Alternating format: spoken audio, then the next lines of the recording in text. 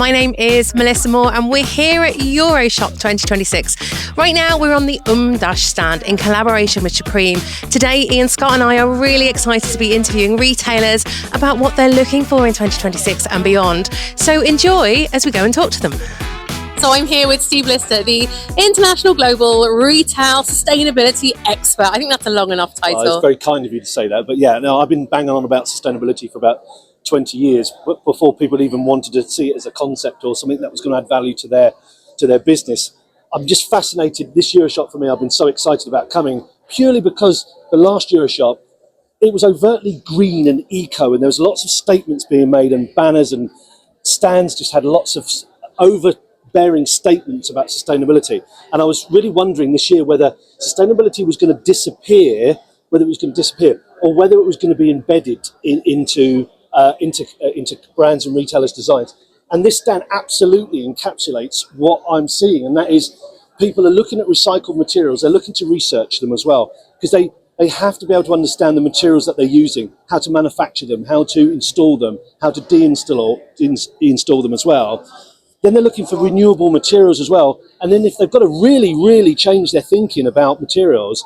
So when you look at this, this is exactly what I thought it would be and I hoped it would happen. And that is people are now using intelligent sort of like decisions to make educated decisions about materials. And that's the big game changer I've seen already. So it's no longer sustainability for sustainability's sake, because we were worried we were going down that path.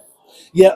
Last time was all about green trees. It was about, everything had the word eco and green and plastic plants. Now I'm seeing a real intelligent mix between materials and technologies. So we're seeing digital screens being embedded into sustainable materials.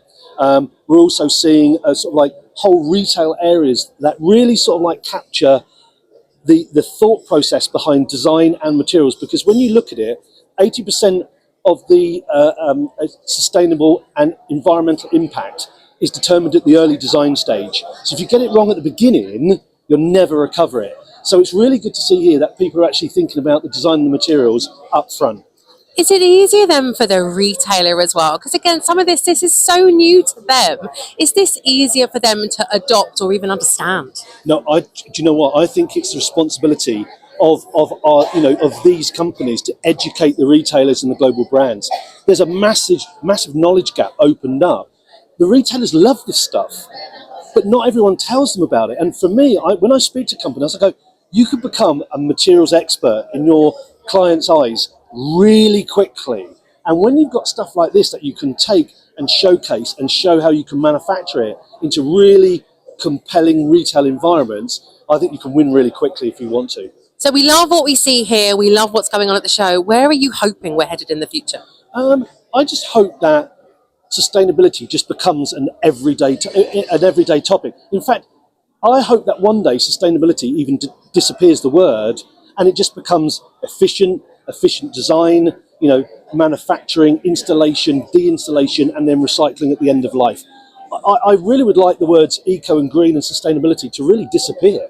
This is really about being an efficient, business. And if you're profitable and you make money and you can sustain it, I think that's really where people need to be. So really to become part of the everyday, not the add-on, not the extra, the everyday retail. It shouldn't be an add-on. It should be in every part of the business, from literally your first decision about the design through to the materials you pick, the manufacturing partners you use, how you get it to store, what does that store, environment look like, because it's still got to be engaging. Not everything can be made from brown cardboard, wood and string. It can't be, because it doesn't mix with luxury retailers or clothing brands or beauty or pharmacy. So yeah, I just hope it disappears a little bit into the background, but it's always going to be there. That's how I think it should be.